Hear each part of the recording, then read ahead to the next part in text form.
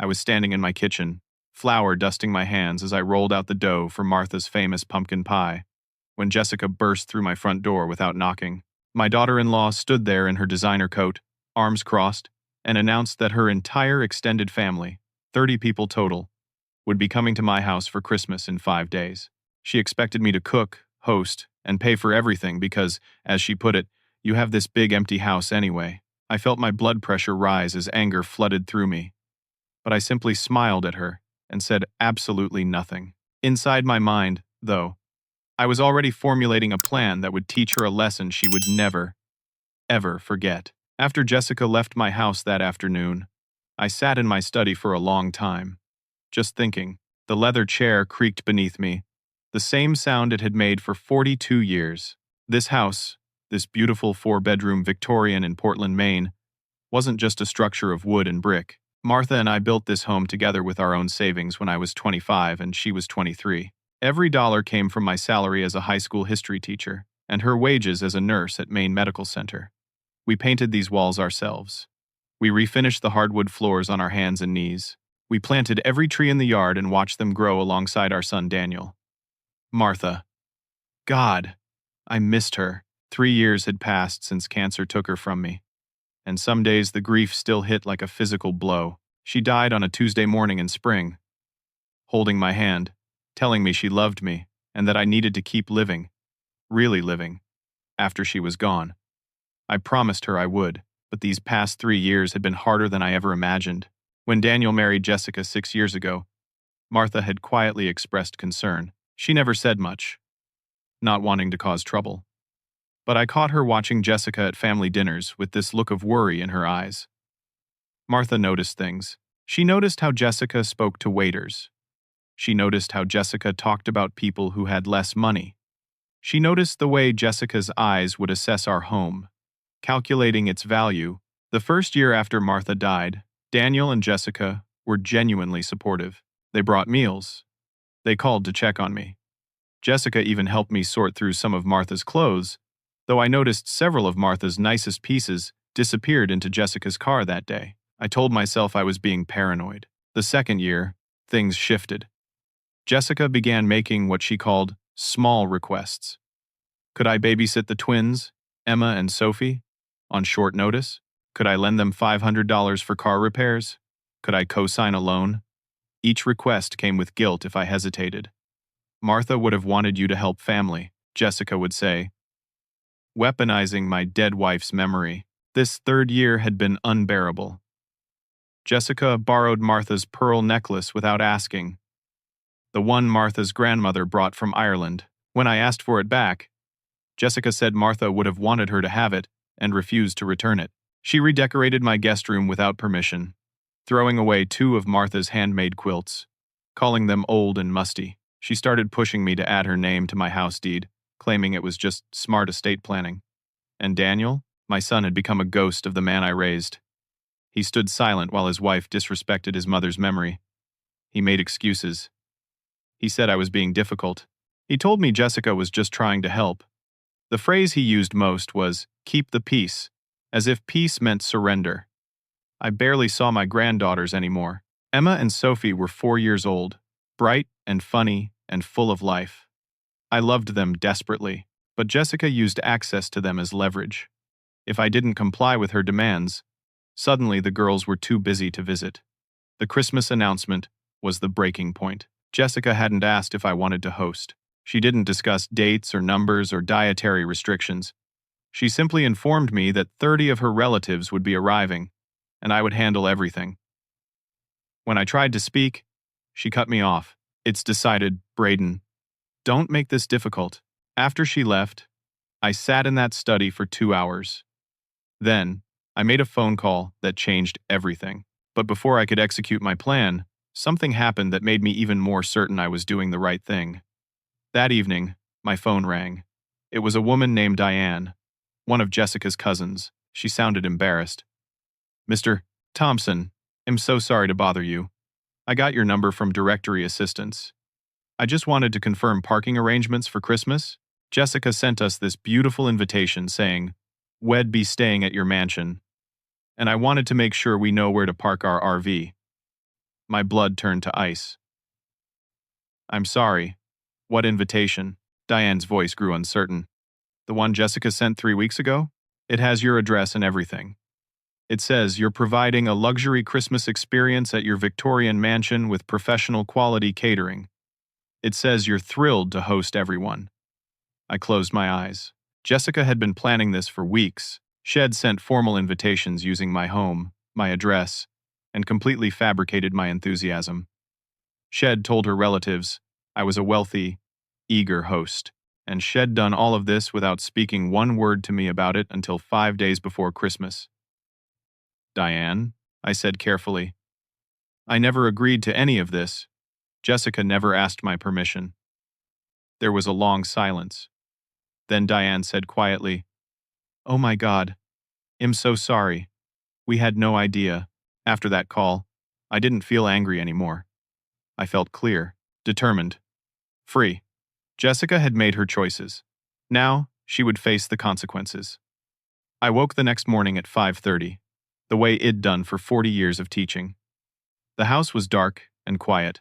I made coffee in the kitchen where Martha and I had shared thousands of breakfasts, and I began executing my plan with the kind of precision I once used to organize lesson plans. First, I called Frank. Frank Morrison had been my college roommate at the University of Maine 50 years ago. We'd stayed close all these decades. He lived in Charleston, South Carolina now, and for the past 6 months, had been inviting me to visit. Come down here, Braden, he'd say during our phone calls. See something besides snow. Eat some real seafood. Get out of that house and live a little. Frank answered on the second ring, his voice warm and familiar. Braden, please tell me you're finally taking me up on my offer. How do you feel about a 2-week visit starting December 23rd? I asked. Frank laughed with delight. I feel like it's about damn time. What changed your mind? Long story. I'll tell you when I get there. I'll stock the guest room. Well, have a hell of a time, buddy. After booking a round-trip flight to Charleston, I called Bill Henderson. Bill had been my lawyer for 35 years. He handled Martha's will, our property documents, everything. He was 73 now, mostly retired, but he still took my calls. Braden, good to hear from you. What can I do for you? I explained the situation in detail. Bill listened without interrupting, then let out a low whistle. Well, she's got some nerve, I'll give her that. But legally, you're absolutely in the clear. It's your property. You have every right to travel during the holidays. You have zero obligation to host anyone without your explicit consent. In fact, if they enter without permission, that's trespassing. What if I want to make a point? I asked. What kind of point? The kind that involves rental rates. Bill was quiet for a moment, then I heard the smile in his voice. You know what? I like the way you think. Let me draft something official for you. 2 hours later, Bill emailed me a formal letter outlining property rights and potential legal consequences for unauthorized use. Had also calculated rental rates based on local vacation rental prices.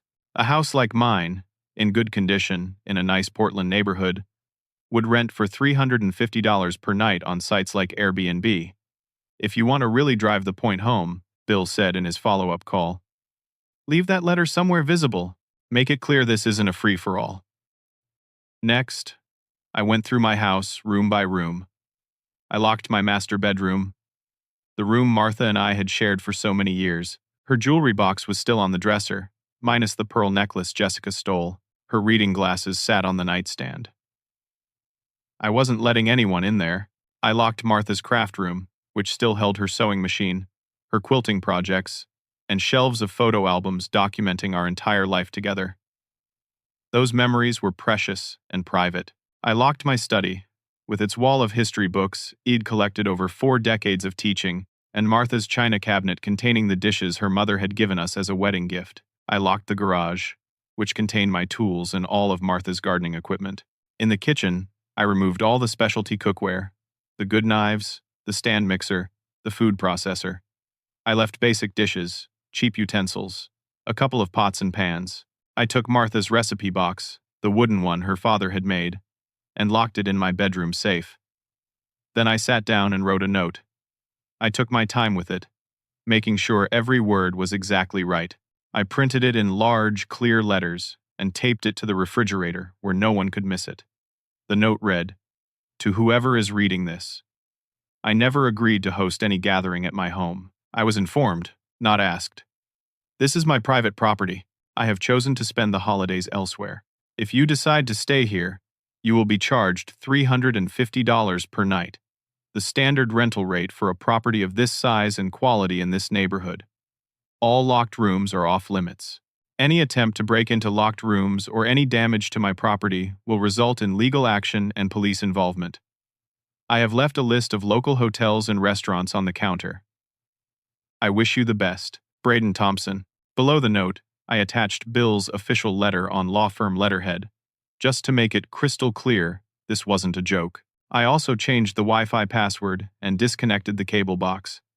If people wanted entertainment, they could use their own data plans. My last call was to Carol. Carol Winters lived next door and had for 20 years. She was 72, a retired police officer, sharp as a tack, and one of Martha's dearest friends. When Martha was sick, Carol had been there constantly, bringing soup, sitting with her, holding her hand. Carol answered, and I explained everything. "That little witch," Carol said flatly. "Martha told me years ago she had a bad feeling about that girl. I should have known she'd pull something like this. I need a favor," I said. "I need someone to keep an eye on the house while I'm gone. Consider it done. He'll check the property every day. And Braden, you're doing the right thing. Don't let anyone make you feel guilty about this. Thanks, Carol." "Hello. I'm delighted to assist you with our voice services. Choose a voice that resonates with you, and let's begin our creative audio journey together. You want me to spend over $1,500 on people I've never met for a party I never agreed to host?" I asked quietly. "Dad, don't be like that. You have the teacher's pension, and the house is paid off. You can afford it. And it's Christmas. It's about family." Something inside me broke. Or maybe it finally healed. I realized Daniel wasn't the son Id raised anymore. Had become someone I didn't recognize. Someone who would stand by while his wife manipulated and used his father. "Daniel," I said, "I hope you have a very Merry Christmas." Then I hung up. I didn't sleep much that night. I kept walking through the house, touching things, remembering. The banister Martha and I had refinished together one summer, stripping years of paint by hand. The window seat where Shed read to Daniel when he was small, the kitchen where Wed cooked together for 42 years. But I also felt something I hadn't felt in 3 years. I felt strong. I felt like the man Martha had married. The man who'd stood up to a school board that wanted to cut history programs. The man who'd worked 3 jobs to afford this house. I whispered to Martha's photo on the wall. "I'm finally standing up for myself, sweetheart, the way you always told me I should." December 23rd arrived cold and gray. Typical Maine winter weather. I woke before dawn, took one last walk through my home, and at 7 a.m., my Uber pulled into the driveway.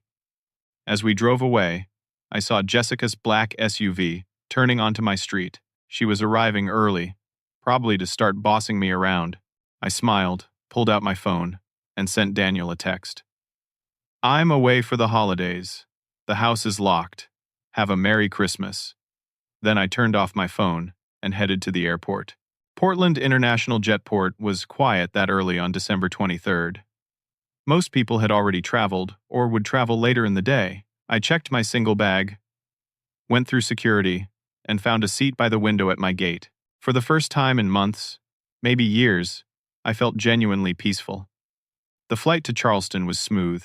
I had a window seat and spent most of the journey reading a novel Martha had recommended years ago that I'd never gotten around to. It was a historical fiction about World War II, right up my alley. I could almost hear her voice saying, "See?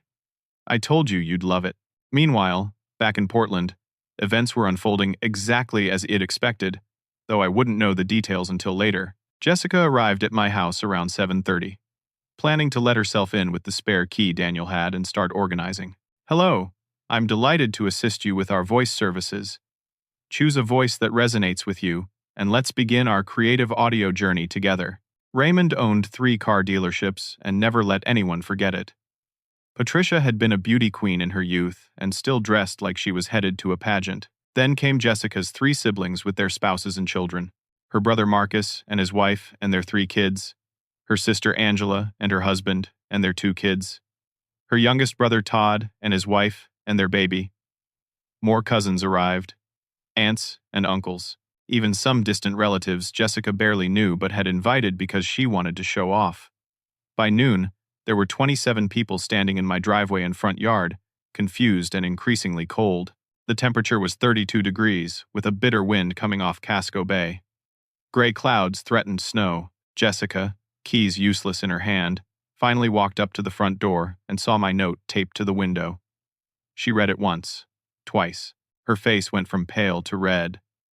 "This can't be serious," she muttered. She yanked the note down and read it aloud to her assembled family. The reaction was immediate and loud. Her father Raymond's voice boomed across the yard. "What kind of man abandons his family at Christmas? Where the hell did he go?" Patricia clutched her designer purse. "This is outrageous. Jessica, you told us he was excited to host. You showed us that lovely invitation." Some of Jessica's relatives, the ones who'd driven from far away, immediately got back in their cars. They were embarrassed and angry, feeling tricked. I learned later that at least 10 people left within the first hour, vowing never to speak to Jessica again. But 15 people remained, including Jessica's immediate family. They stood around, some sitting in their cars with the engines running for heat, others huddled together, trying to figure out what to do.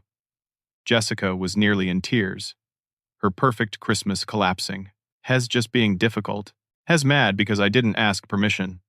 This is his house, and Hez family, so I thought it would be fine. Todd, her youngest brother, looked skeptical. "Jess, this note says he never agreed to any of this. Did you actually ask him?" "I told him," Jessica insisted. "Telling isn't asking," Angela said quietly. Raymond was already on his phone, calling people he knew. "I've got a buddy who knows a lawyer." "Well, get in that house. That old man can't just lock us out." "Well, sue him for emotional distress." Well, but Marcus interrupted him. "Dad, we're standing uninvited on someone's private property. We don't have a legal leg to stand on." Jessica messed up. This led to a massive argument right there in the driveway. Some family members defended Jessica, others turned on her. Daniel stood in the middle of it all, looking miserable and lost. Meanwhile, I landed in Charleston at 1:15 p.m. local time. Frank was waiting at baggage claim with a huge grin on his face. He was 76, bald, with a white beard, and the kind of deep tan you only get from living in the South. "There he is. Come here, you old goat." We hugged, and just like that, 45 years fell away. We were 20 again, young and full of dreams. "How was the flight?" Frank asked. "Peaceful," I said. "Probably the most peaceful 3 hours I've had in years." "Well, get ready for 2 weeks of peace. We've got shrimp and oysters waiting, and tomorrow we're going out on my boat." As Frank drove through Charleston's beautiful streets, Spanish moss hanging from ancient oak trees, warm sun streaming through the windows, I felt something I thought I'd lost. I felt happy. Back in Portland, around 2 p.m., Jessica made a decision. She called a locksmith, determined to get into my house. She reasoned that once everyone was inside, once they were settled and comfortable, I'd have to accept it when I came back. The locksmith, a young guy named Steve, showed up 30 minutes later. He started examining the locks while Jessica's family watched hopefully. That's when Carol emerged from her house next door. Carol walked across her lawn with the purposeful stride of someone who'd spent 30 years in law enforcement. She was wearing jeans and a Maine sweatshirt, and she was not smiling. "Excuse me," she called out. "Can I help you?" The locksmith turned. "Just changing some locks, ma'am." "On whose authority?" Carol asked. Jessica stepped forward. "I'm his daughter-in-law. We need to get inside." Carol looked at Jessica with ice in her eyes. "This is private property. The owner, Braden Thompson, is away and has not authorized any lock changes or entry. In fact, he specifically left instructions that no one is to enter." She pulled out a folded paper from her pocket, which I'd given her before I left. It was a notarized document giving Carol authority to refuse entry to anyone and to contact police if necessary. The locksmith read it, looked at Jessica, and shook his head. "Sorry, lady, I'm not touching these locks. I could lose my license." He packed up his tools and drove away. Jessica looked at Carol with pure hatred. "You're a bitter old woman who's jealous because you never had a family of your own." Carol's expression didn't change. "I had a family. I chose my job. And right now, my job is making sure Braden's property is protected. You have two choices. Leave peacefully, or I call the Portland Police Department, and you all get cited for trespassing. Your choice." Raymond tried to intimidate Carol, stepping close, using his size. "Do you know who I am? I own 3 dealerships. I have lawyers. I'll bury you." Carol pulled out her phone. "That's interesting. I know the police chief personally. I worked with him for 20 years. Should we call him together?" The tension was thick. Finally, Angela touched her father's arm. "Dad, let's just go. This is embarrassing enough." Slowly, defeated, the remaining relatives got back into their cars. But they didn't go home. Raymond, determined not to waste his trip, booked rooms at a local hotel, costing him over $3,000 for multiple rooms for his extended family. They spent that night in cramped hotel rooms, ordering expensive room service, trying to salvage something of their Christmas plans. Daniel called me 17 times. He left voicemails that I'd listen to later, his voice progressing from annoyed to desperate to genuinely apologetic. I was having dinner with Frank at a waterfront restaurant, eating she crab soup and watching the sun set over Charleston Harbor. "You seem lighter," Frank observed. "More like your old self." "I feel like I just put down something heavy I'd been carrying for 3 years," I told him. "Martha would be proud of you, you know." I nodded, my throat tight. "I hope so." That night, I slept better than I had since Martha died. Christmas Eve morning in Charleston was beautiful. 68 degrees, sunny, with a light breeze coming off the water. Frank and I had breakfast on his back porch, shrimp and grits, strong coffee, easy conversation about old times and new books, and everything except the drama unfolding in Portland. But in Maine, Christmas Eve was turning into a nightmare for Jessica's family. They'd gathered in Raymond's hotel suite, which had become an impromptu war room. The space was crowded with people, tension thick in the air. Jessica sat on the couch, mascara streaked from crying. Patricia kept asking how this could have happened. The various siblings and cousins were divided into camps, those angry at Jessica for lying about the arrangements, and those angry at me for ruining Christmas. Raymond was on a mission, had called every lawyer he knew, but being Christmas Eve, no one was working. "Hello, I'm delighted to assist you with our voice services. Choose a voice that resonates with you, and let's begin our creative audio journey together." Meanwhile, Tyler, one of Jessica's younger cousins who was in law school, pulled Daniel aside in the hallway. "Man, I need to tell you something," Tyler said. "Your dad is completely in the right here. Like, legally? Morally? Every way. If anything, Jessica could face consequences for this. She used his property and address without permission to lure people across state lines under false pretenses. That's actually fraud in some contexts." Daniel looked shaken. "But it's Christmas. It's family." "Is it, though?" Tyler asked. "Be honest with yourself. When's the last time you actually stood up for your dad? When's the last time you told Jessica no?" Daniel didn't have an answer. "In Charleston, I was having the time of my life. Frank took me to the historic district, and we walked through streets that looked like something from a movie. Rainbow Row, with its colorful houses, the old market with its sweetgrass baskets, the waterfront with massive ships and dolphins playing in the harbor. We had lunch at a place that served fried green tomatoes and pulled pork, and I told Frank everything. The whole story of the past 3 years poured out of me. Frank listened, asked questions, and when I finished, he said something that stuck with me. Grief makes us do strange things. Braden, sometimes we think honoring someone's memory means becoming a martyr. But Martha wouldn't want you to be a doormat. She was a fighter. Shed want you to fight too." Back in Portland, Carol was keeping watch. Shed noticed a few people driving slowly past my house, taking pictures. Shed taken her own pictures of the crowd that had gathered the day before, just in case I needed documentation. Around 3 p.m. on Christmas Eve, Jessica made another attempt. She'd been drinking, trying to numb her humiliation, and she decided to post on social media. She wanted sympathy. She wanted validation. She wanted the internet to agree that I was a terrible person. She took photos she'd snapped the day before of her family standing outside in the cold. She wrote a long post about her heartless father-in-law who'd locked out his own son and grandchildren on Christmas, who'd abandoned his family, who valued money and spite over love. She posted it on Facebook, Instagram, and Twitter.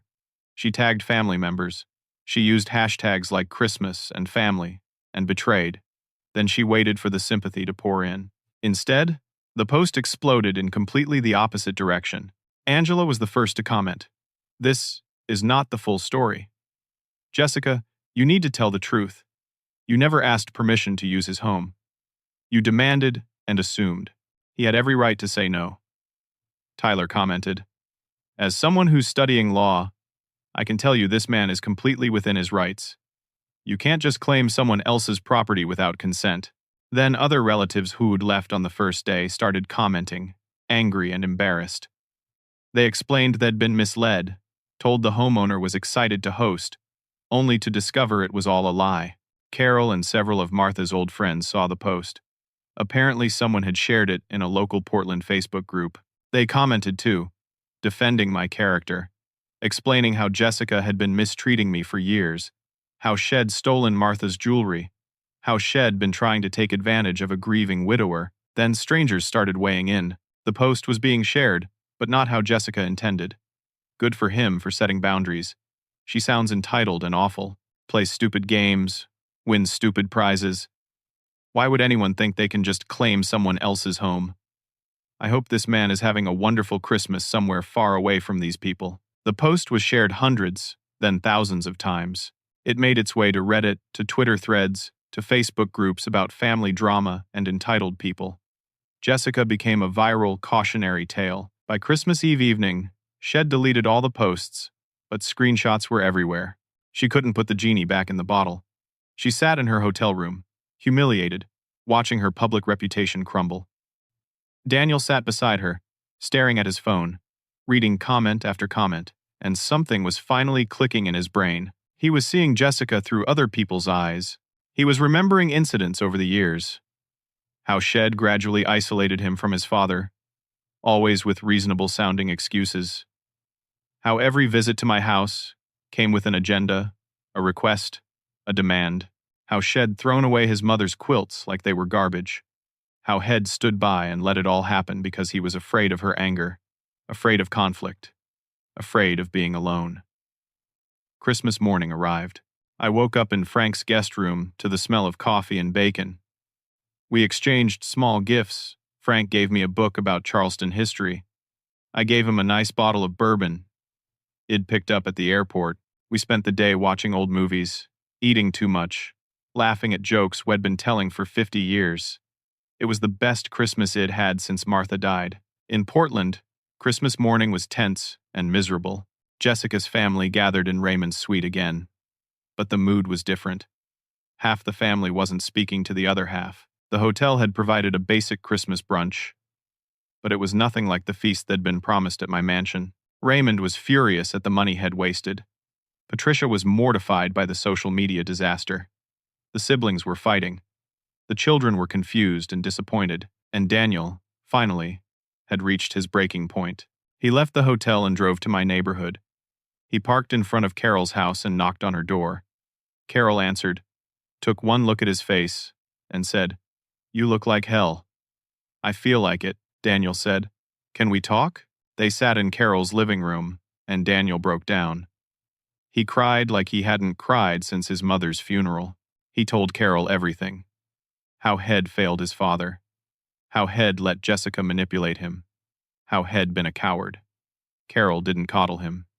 She listened, then said, "You're right. You have been a coward. Martha raised you better than this. The question is, what are you going to do about it now?"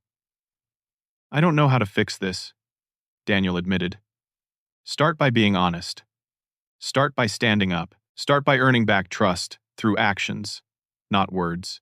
And Daniel, you need to deal with your marriage. This isn't healthy. Jessica needs serious help, or you need to make some hard choices about your future. Carol gave Daniel my temporary number in Charleston. Call him, but don't make excuses. Don't ask him to come home. Don't try to minimize what happened. Just apologize, sincerely, and then prove you mean it through your actions. Daniel sat in his car for an hour, staring at his phone, trying to figure out what to say. Finally, he called. It went to voicemail. He took a deep breath and spoke. Dad, it's me. I'm not calling to make excuses.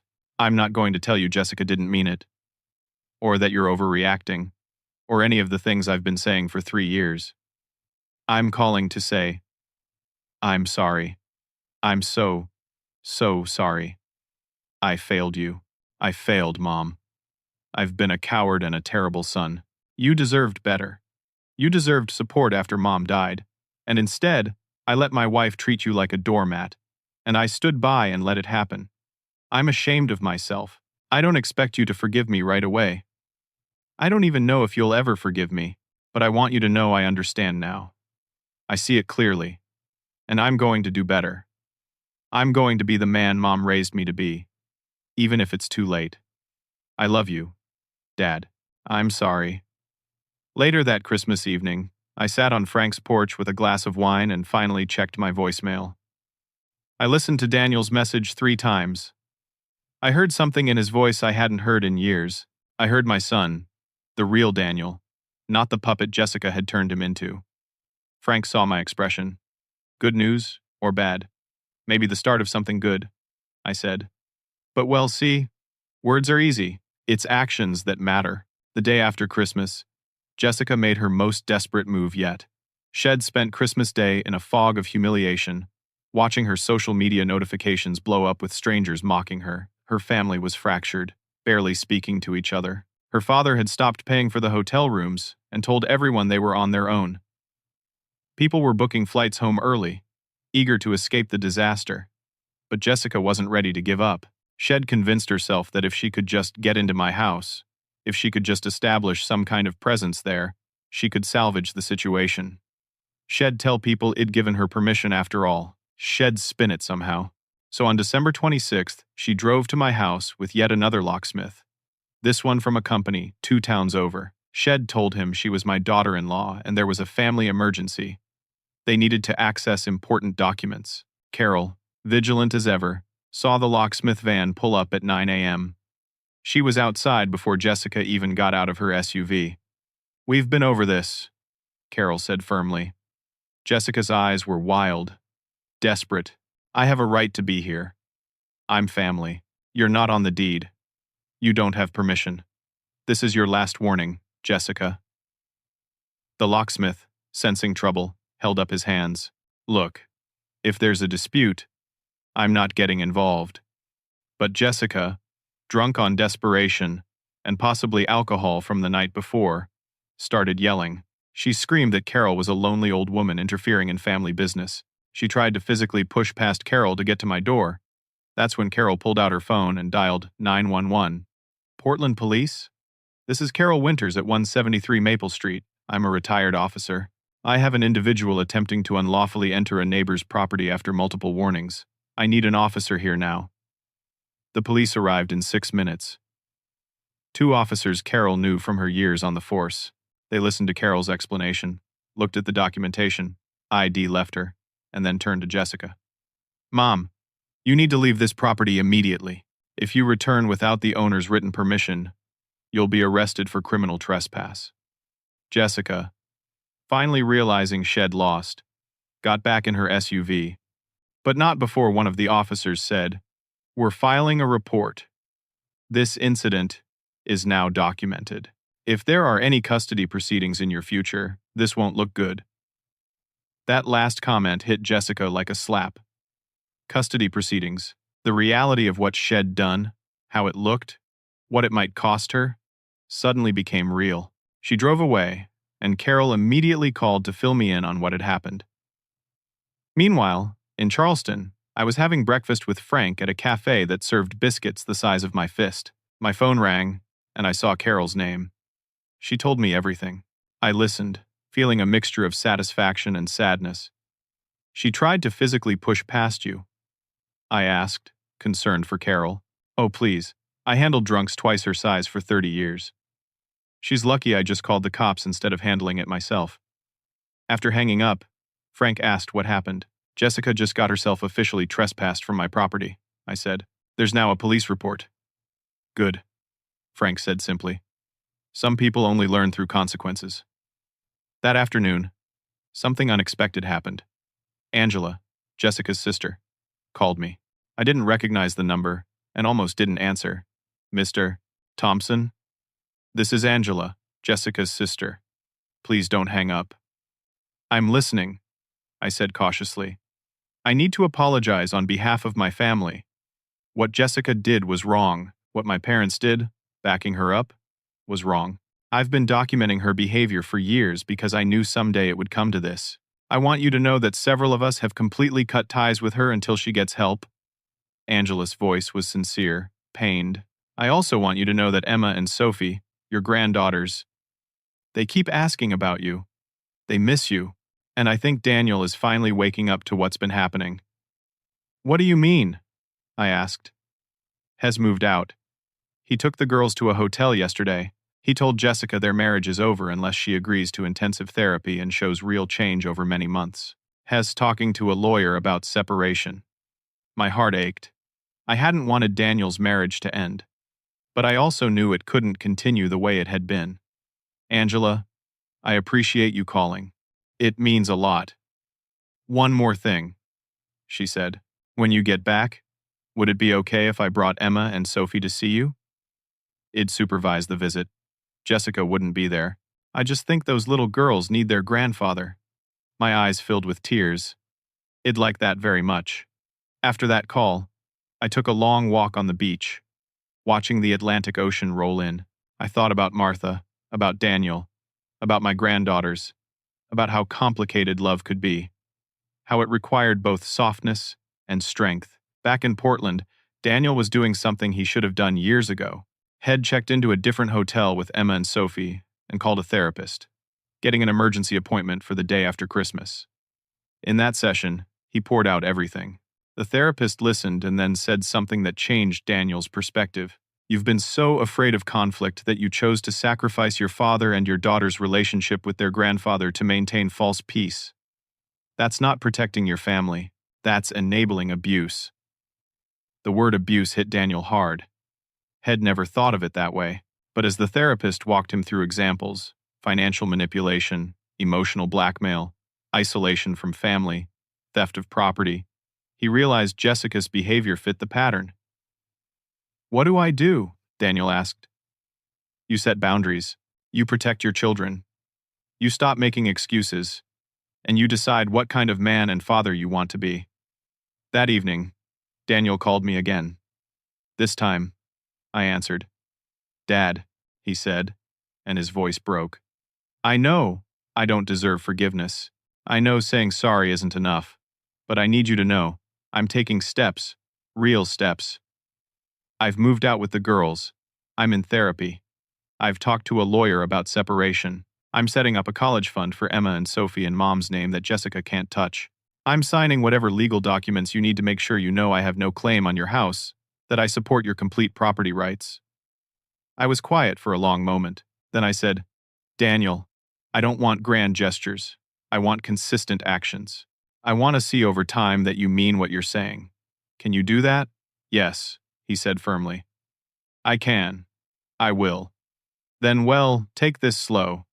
One step at a time. But Daniel, I need you to understand something. My relationship with you is separate from my relationship with your daughters. Whatever happens between us, Emma and Sophie are my granddaughters. I love them.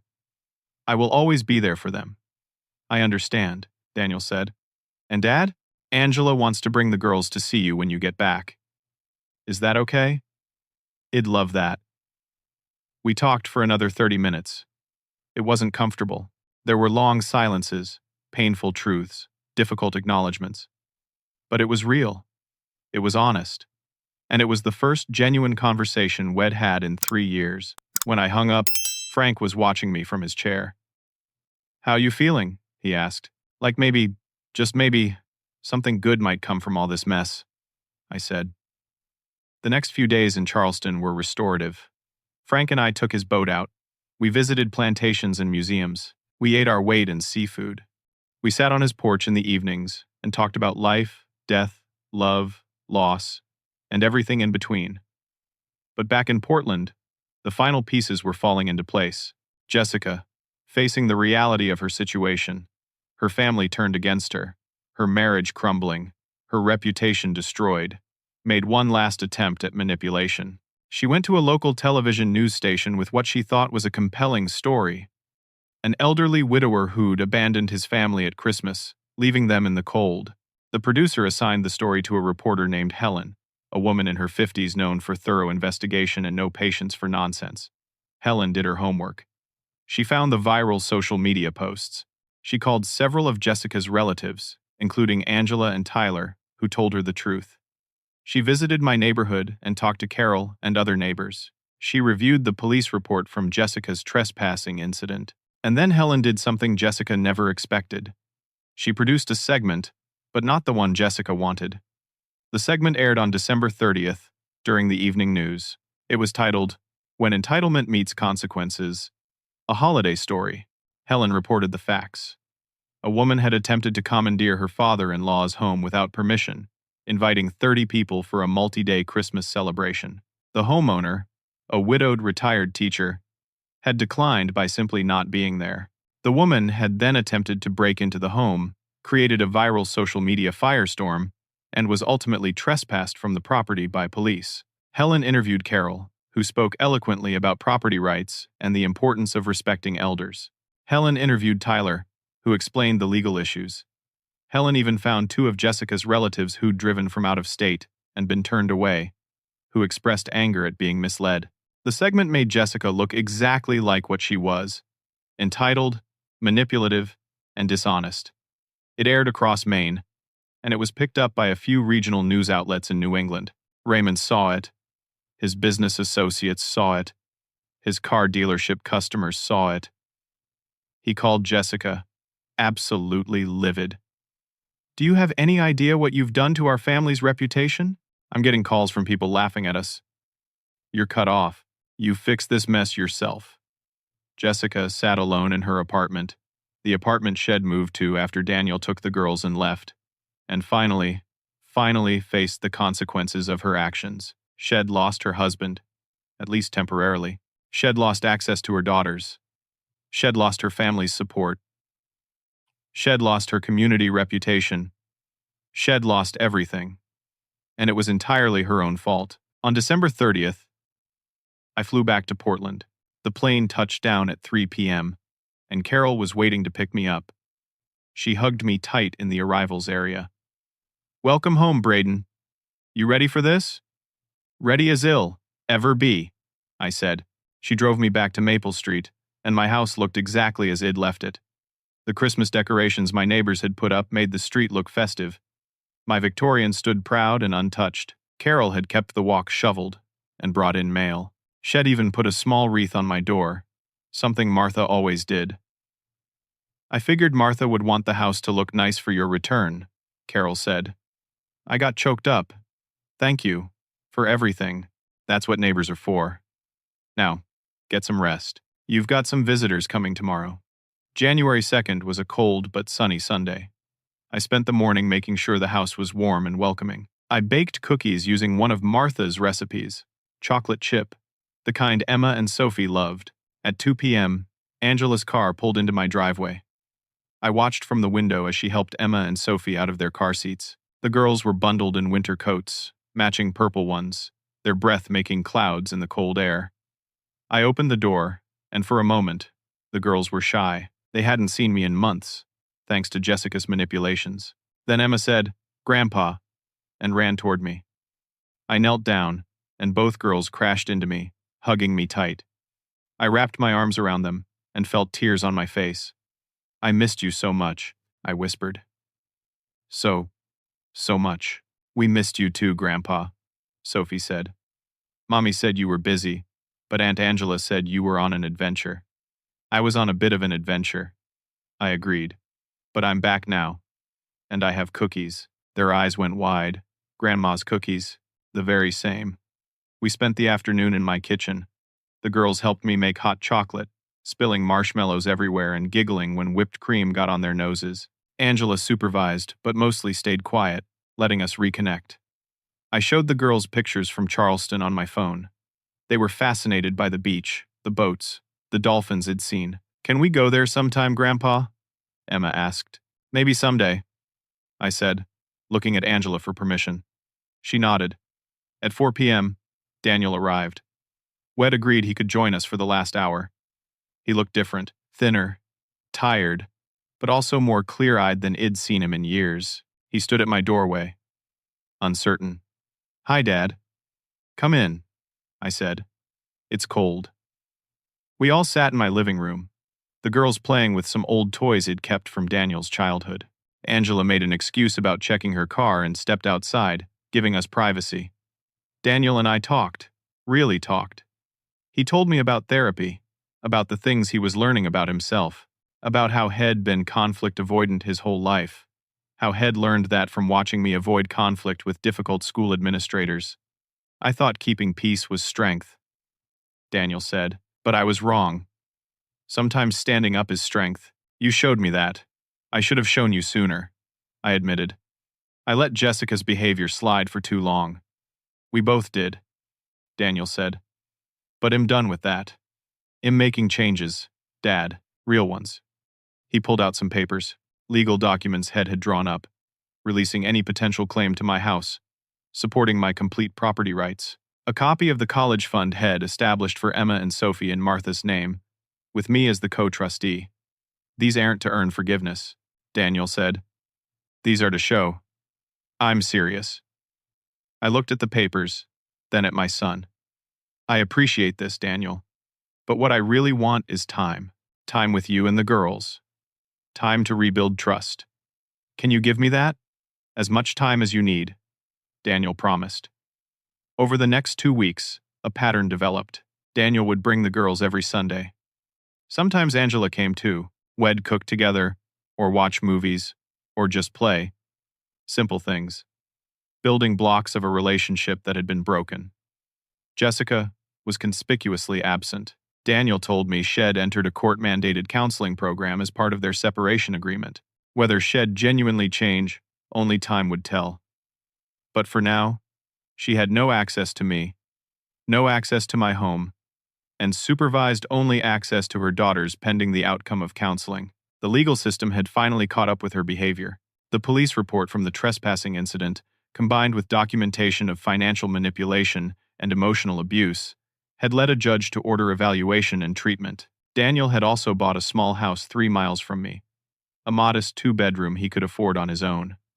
Emma and Sophie had their own room there, decorated with their drawings and toys. It wasn't fancy, but it was honest and real.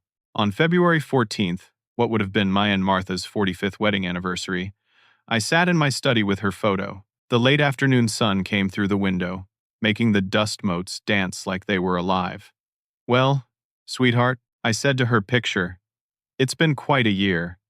3 years, really. But I think I finally figured something out. Loving someone doesn't mean letting them walk all over you, and protecting your memory doesn't mean sacrificing my dignity." I could almost hear her laughing, saying, "Took you long enough, Braden." I stood up for myself. I continued, "The way you always told me to. And you know what? It didn't destroy the family. It saved it. Or at least it saved what could be saved." I thought about Daniel, who was slowly becoming the man he should have been. About Emma and Sophie, who now visited regularly and climbed on my lap and called me Grandpa, with joy in their voices. About Angela, who'd become an unexpected ally and friend. About Carol and my neighbors, who'd stood by me. I thought about Frank in Charleston, who'd reminded me what friendship looked like.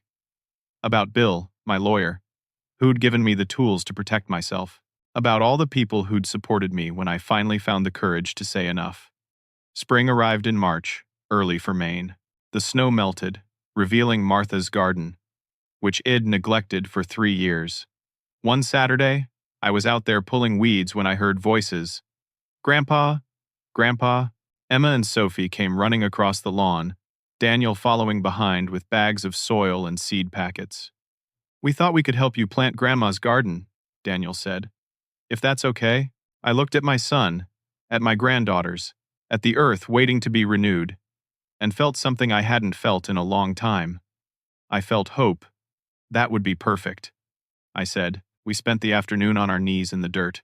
The girls got filthy, of course, digging holes twice as big as they needed to be. Daniel worked beside me, and we fell into an easy rhythm, the way we used to when he was young, and would help me with yard work. As we planted tulip bulbs, Martha's favorite, I told the girls about their grandmother, how Shed loved gardening, how Shed spent hours out here creating beauty, how Shed believed that growing things was an act of faith in the future. "We're planting these today," I said, "but we won't see them bloom until next spring. That's faith. That's believing tomorrow will be better." "Like how you and Daddy are friends again?" Emma asked with the innocent wisdom of a 4-year-old. Daniel and I looked at each other. "Yeah," Daniel said softly. "Exactly like that." As the sun began to set, turning the sky orange and pink, I stood on my porch with a cup of coffee and watched Daniel load the girls into his car. They waved goodbye, promising to come back next weekend. I waved back, then turned and looked at my house. The house Martha and I built together. The house it almost lost to people who didn't respect it, or me. The house that now stood strong, protected, mine. I thought about the past few months, about the pain of being manipulated and used, about the fear of standing up, about the courage it took to say no, to set boundaries, to value myself, and I thought about the lesson in all of this, the one I wanted to carry forward and pass on to Emma and Sophie someday, when they were old enough to understand. Standing on my porch that evening, watching the stars come out over Portland, I felt Martha's presence so strongly it was like she was standing right beside me. I could almost hear her voice, feel her hand in mine. I'd learned something these past months, something it took me 67 years and a whole lot of heartache to understand. Love without boundaries isn't love at all. It's surrender. It's self-destruction. For 3 years after Martha died, I let grief convince me that honoring her memory meant sacrificing my dignity. I thought being a good father, a good grandfather, meant accepting whatever treatment came my way. I believed keeping peace was more important than keeping my self-respect. I was wrong. Martha never would have wanted me to become a doormat. She was one of the strongest people I ever knew, and she taught me through 42 years of marriage that real love requires both tenderness and strength. It requires knowing when to compromise and when to stand firm. When Jessica demanded my home, my money, my compliance, she wasn't asking for love. She was testing to see how much she could take. And every time I gave in, I wasn't being loving. I was being weak. The moment I said no, the moment I drew that line and refused to cross it, everything changed. Not because I was being cruel, but because I was finally being honest. I was finally respecting myself the way Martha had always respected me. And here's what surprised me most. Standing up for myself didn't destroy my family. It saved what was worth saving. Daniel and I have a long road ahead of us. Trust isn't rebuilt in a few weeks or months. But we're walking that road together now, and we're walking it honestly. No more pretending. No more enabling. No more accepting the unacceptable to avoid conflict. Emma and Sophie have their grandfather back, and I have my granddaughters. They come over every Sunday. We cook Martha's recipes. We work in her garden. We read books and play games and build the kind of memories that matter. Jessica may or may not change. That's up to her.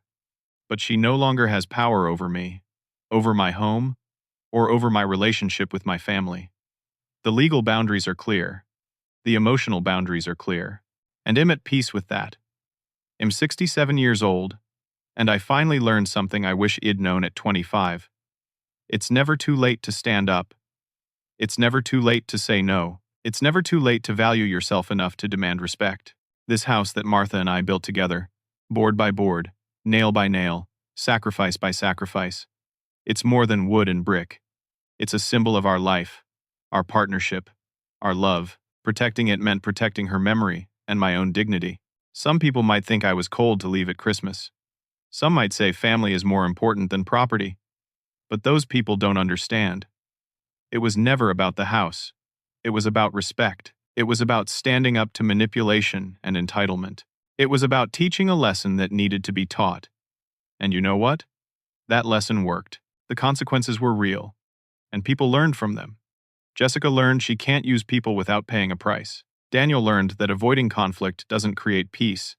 It creates resentment and dysfunction. Emma and Sophie are learning, through watching their father change, that apologizing means nothing without changed behavior. And I learned that self-respect isn't selfish. It's essential. If you're listening to this story, and you recognize yourself in it, if you've been letting someone walk all over you, because they're family, because it's easier, because you don't want conflict, I want you to hear this. You deserve better. Standing up for yourself isn't mean. It's necessary. Real relationships can't survive without boundaries. They can't thrive without mutual respect.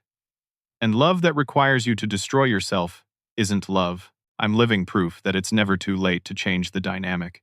I'm living proof that saying no can open the door to something healthier and more honest.